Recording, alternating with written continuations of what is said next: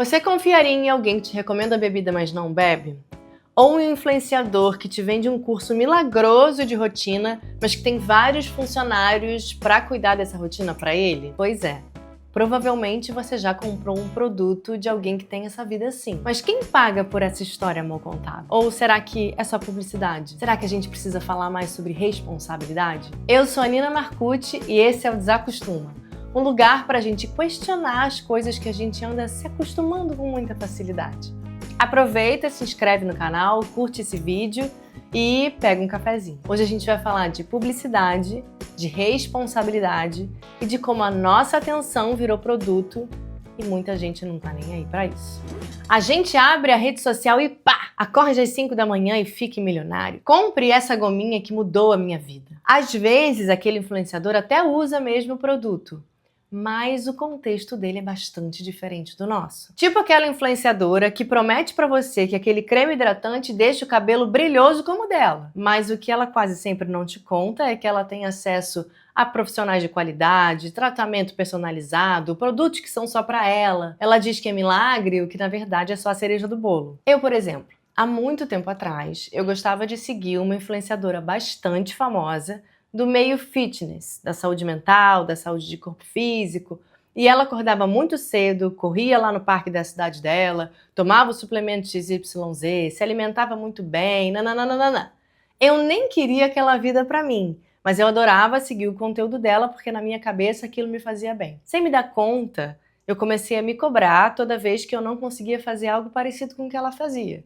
Então, eu não conseguia acordar às 5 da manhã, eu não tomava suplementação, eu não tinha o corpo tonificado dela e, no fundo, eu nem queria ter esse corpo, mas ficava me questionando o que ela tem de diferente que eu não tenho. Ela tem cabelo liso e comecei a pensar por que o meu cabelo não fica tão brilhoso quanto o dela, que usa esses produtos mesmo que eu não tenha eles. E a gente entra numa espiral de comparação que nem se dá conta que está numa super armadilha. A rede social não é necessariamente o problema. O problema é a gente não questionar o uso de toda essa movimentação de influência. É um ambiente em que pode gerar muita inspiração positiva, mas também pode gerar muita inspiração negativa. Ansiedade, comparação, cobrança. Então a gente ignorar que a rede social pode ser esse espaço e a gente negligenciar uma ferramenta muito poderosa. Nessa conversa ainda tem um lado ainda mais delicado. Os profissionais de saúde. Espero não ser processada. Nutricionistas, farmacêuticos, médicos especializados como dermatologistas, cirurgiões plásticos vendendo procedimentos, suplementos, remédios, receitas milagrosas. O problema é que essas pessoas são pessoas que a gente confia quase sempre de olhos fechados. Dentro da sociedade que prioriza conhecimento especializado, eles estão num lugar bastante privilegiado quando a gente pensa na confiança.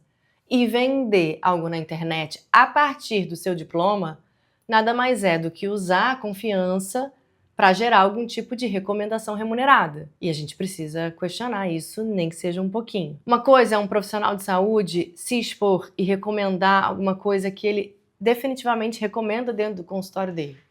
Outra coisa é esse profissional, mesmo que ele recomende em consultório, receber para isso, porque isso vira publicidade. A publicidade pode e deve ser um espaço de ética, transparência e competência. Mas quando isso é feito por profissionais de saúde, que, de novo, usam o seu título para fazer essa propaganda, eu não vou negar, isso me causa um pouquinho de desconforto. Porque daí não é só influência, é confiança institucional. Uma pesquisa do CREMESP revelou que a especialidade médica com mais sindicâncias relacionadas à publicidade foi a de cirurgia plástica, com quase 30% de todos os casos. Entre as práticas mais comuns estão o sorteio de cirurgias, a manipulação de resultados, promessas de resultados que nem sempre podem ser entregues e o clássico antes e depois. Muitas vezes os riscos são minimizados e até não mencionados. E isso é muito, muito grave. O que será que está por trás de tanta recomendação remunerada? Quem será que está por trás disso? E por que a gente não está questionando de verdade o papel da responsabilidade quando a gente fala de influência? Será que a gente sabe separar opinião de propaganda? Importante dizer, isso aqui não é uma crítica à influência em si, pelo contrário, a gente vive em relação a. Então a gente muda, repensa, reconsidera, porque a gente vê as pessoas fazendo diferente, porque a gente se influencia no nosso meio. E isso é maravilhoso. Eu tenho certeza que você já mudou algum hábito para melhor porque viu alguém fazendo diferente, ou porque pensou que a sua vida podia melhorar a partir do hábito de outra pessoa. Assim como eu não tenho dúvida que as pessoas se inspiraram em você em várias coisas que você faz por aí mesmo que elas não te contem. O problema não tá na influência, tá no que a gente faz com ela, e isso não é brincadeira. O Brasil movimenta bilhões de reais por conta do mercado da influência. Até 2027, estima-se que o mercado movimente mais de 500 bilhões de dólares, ou seja, o dobro do que movimenta hoje já em 2025. Impulsionados pela pandemia, esse mercado explodiu. Só no Brasil, a gente tem 10 milhões de pessoas que se dizem influenciadoras. Junto com esses dados, eu te conto mais. 85% da população brasileira diz que se informa primeiro ou exclusivamente pelas redes sociais. E 80% de nós já comprou um produto pelo menos uma vez só porque o influenciador indicou nas redes sociais. Mas diferente de uma propaganda tradicional, que tem cara, tem jingle, tem graça, essa propaganda vem no tom de intimidade. Tipo um desabafo de amiga, uma conversa sincera, uma coisa bem emocional. A gente sabe que quanto mais informal for aquele conteúdo, mais a chance de ele gerar conversão, venda, compra, dinheiro. E menos a gente percebe que ele é um anúncio, mesmo quando tem hashtag avisando. E como tudo na vida, o problema não é a ferramenta, é como a gente usa a ferramenta. Porque essa propaganda íntima de rede social sem cuidado, sem ética e sem verdade, ela pode gerar um mercado muito profundo de vitrine, onde as pessoas aparecem mais do que são. E onde os influenciadores vendem e vendem e vendem, sem prestar atenção no contexto dessa audiência, gerando um mercado de ilusão bem problemático. E importante dizer também, vender não é o problema. Hoje em dia todo mundo tem um pouco de venda no seu trabalho. E dá para vender com responsabilidade, com transparência e com verdade. Eu adoro saber o que os influenciadores e pessoas públicas que eu admiro consomem. Porque eu confio no que elas estão me trazendo, especialmente se for publicidade. Porque eu sei que essa publicidade passou por um lugar de avaliação, de filtro e de transparência. E de repente, isso me deixa até mais suscetível para aquele tipo de entrega. Então, o problema não é vender sem responsabilidade e vender sem pensar no impacto. E o problema pode ser ainda mais profundo quando a gente pensa em quem está do outro lado da tela. Porque a gente vive numa sociedade muito complexa e muito desigual. E uma parte considerável da audiência de quem influencia sem responsabilidade são crianças e adolescentes. No Brasil, 83% das crianças e adolescentes têm pelo menos uma conta nas redes sociais. Entre os pequenos, de 9 e 10, 60% têm conta, mesmo que seja proibido por todas as plataformas, que só permitem o cadastro a partir de 13 anos de idade. E isso não para por aí. Perfis de influenciadores mirins, contrariando as leis brasileiras de que é proibido fazer publicidade direcionada para o público infantil, estão vendendo produtos, marcas e serviços diretamente para crianças que se identificam com aquilo imediatamente. Tudo isso acontece diante de uma lacuna gigantesca de regulamentação. E a gente precisa, no mínimo, conversar sobre tudo isso. Tá, então vamos falar de responsabilidade? Aquela ideia de quem assiste faz porque quer é uma simplificação bastante perigosa. A influência cria pressão, expectativa, contexto, imaginação, um mundo todinho pra gente querer. Ela mexe imediatamente com a forma que a gente vê o mundo e com que a gente deseja as coisas. Então sim, quando o influenciador divulga, vende ou recomenda um produto que sabidamente faz mal para a saúde, seja ela qual for, financeira, mental, física, ele tem sim responsabilidade pelo que ele está fazendo. Mas rapidinho aqui, importante dizer também, nem toda influência é igual, tá?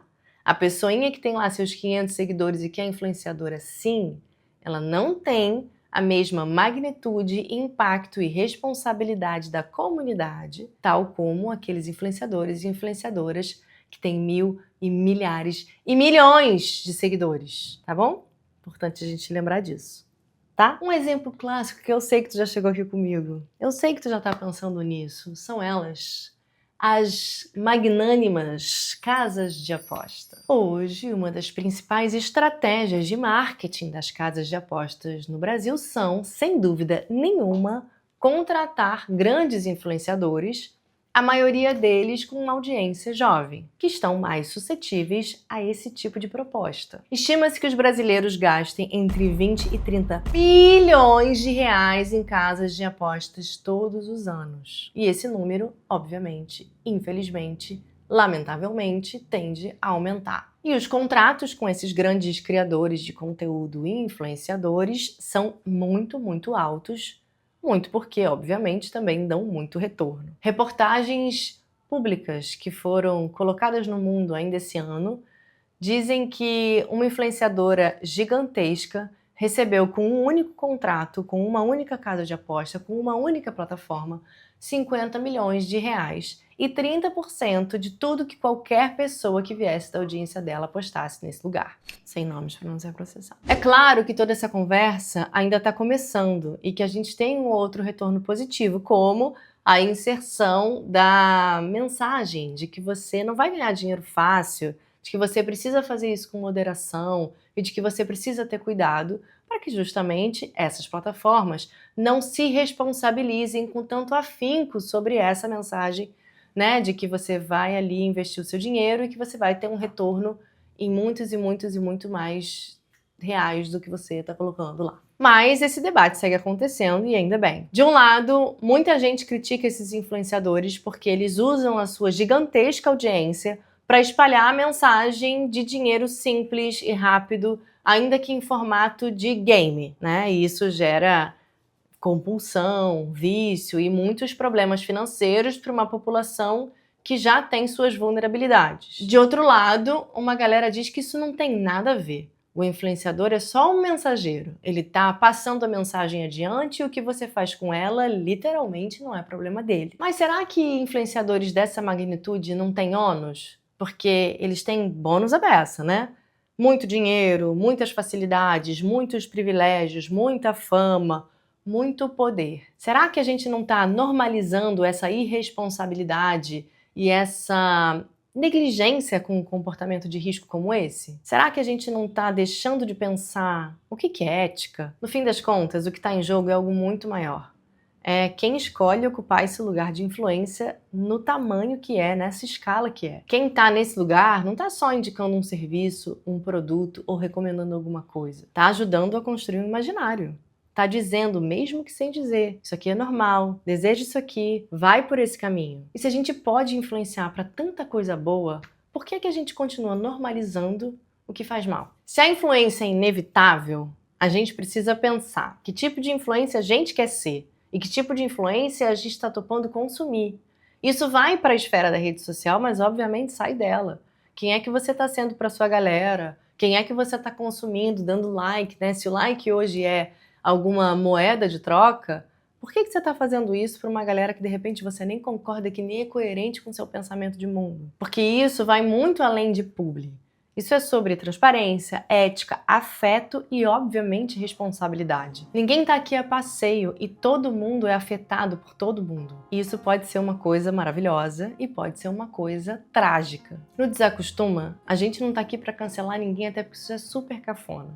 Mas, de repente, olhar diferente, desligar do automático, entender o que a gente se habituou que, cara, de repente não faz o menor sentido. Eu sou a Nina Marcucci, te convido para se inscrever no canal, porque a gente vai seguir tendo conversas como essa. Obviamente, curtir esse vídeo, mas deixar aqui nos comentários o que você pensa sobre isso. Você acha que influência e responsabilidade são caminhos, né, que devem seguir iguais? Você acha que isso muda dependendo do influenciador? Como você se vê? Você se vê como uma pessoa que influencia? Que tipo de coisa você já influenciou que foi bacana e que tipo de coisa você já influenciou que não foi? É importante sempre reiterar que a gente não tá aqui para apontar dedo, a gente tá aqui só para trocar uma ideia. Porque todo mundo tem todos os lados possíveis. Mas quando a gente ganha dinheiro com isso, quando a gente tem equipe, quando a gente tem conhecimento e quando a gente tem estratégia, a coisa muda um pouco de figura e a gente precisa sim falar e cobrar por responsabilidade. Tá bom? Se inscreve e vamos continuar essa conversa.